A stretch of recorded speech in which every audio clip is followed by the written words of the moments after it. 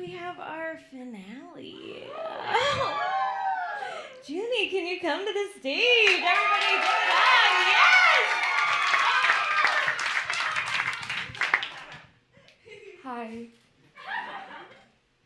My talent is history and knowing a lot of things. So let's go. Okay, so we're discussing the history of the Center for Cartoon Studies about like 1870 to 1890. And so the Center for Cartoon Studies was founded by graphic novelist James Charles and Michelle Obama in 1873. And there's a lot of slides, we don't have a lot of time. Located in the autonomous nation state of White River Junction, there's the flag right there. It is one of the most aesthetically beautiful yet notoriously dangerous institutions of art in the world. As you can see, it's very dangerous. So we have to talk about the logo first. The biggest problem with the logo is that no matter which one you pick, you can't possibly get rid of the kangaroo and the baby. They just never go away. And people usually see the logo as a person holding a pen, but honey, no, that's a kangaroo holding a child. Open a sketchbook, sketch a kangaroo holding a child, draw a kangaroo, drawing a kangaroo, etc.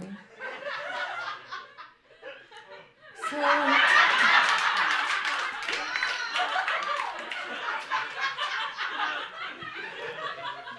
I'm telling you the whole truth. Things were really rough in the beginning. So CCS, as a for-profit organization, it used to be a farm.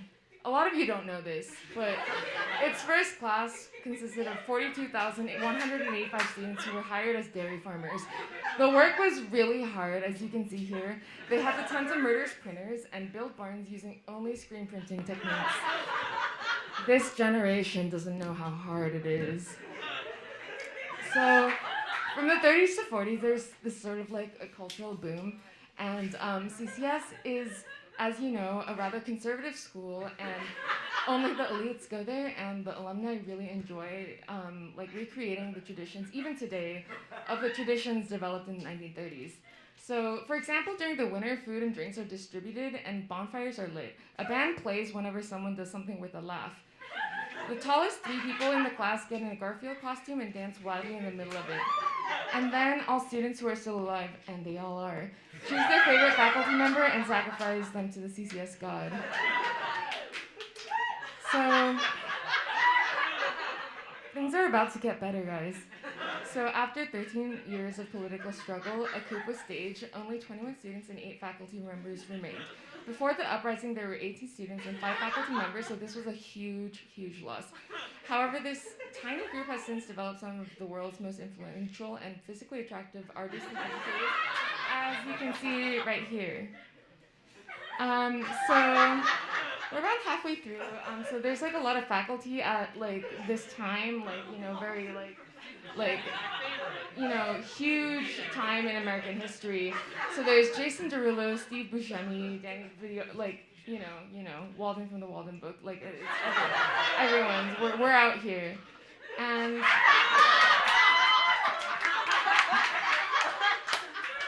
most importantly, can we get a shout out, can we get a cheer for the Italian Americans out here? Yeah, mama fucking mia. Like, we got Gabrielle Tinarella's grandmother right here. That's a colorized photo from 1925, and she's smoking, but it's okay. But also, it's the reason that the printer's not working, and we should blame the Italians for that. Okay,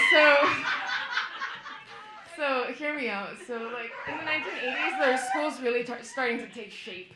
So we got sports, we've got the Pope that is designating us a Doctor of Fine Arts by the Catholic Church, and we're learning a lot of important things, like as seen here, you know, lots of important things, and that's James over there. Yeah, so the 1990s is like a really important time because the summer workshops finally start, and it's like a huge movement. And there's supervillains, there's cake breakers, there's Swifties, there's Barbs, there's BTS Army, Opa Saranghae, and so yeah, there's like look how many iconic figures there are. And just this one photo.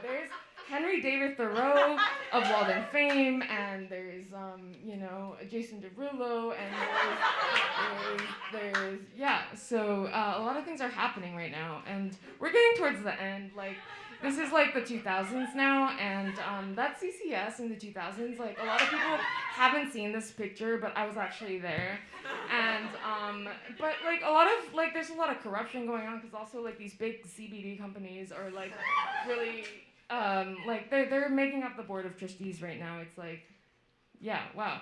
So, and then finally, there's a lot of celebrity influence throughout all of this, and finally, like everything just like blows up when Jay-Z becomes involved in this controversy involving Tauntaun. Like he was like a ripoff of Tintin, and like this isn't like an actual New York Post article, and this photo was like actually taken like in 4K. And but then like a lot of things, like a lot of good things happen. So we have like the RuPaul Charles Schultz Library. So like things are getting better after Jay-Z's like out of the picture, and there's a lot of award-winning journalism. So you've heard of the gutter. It's actually short for Pop Your Pussy in the Gutter. And there's like a lot of famous people that are like really associated with it. Like you should subscribe and like and submit comments.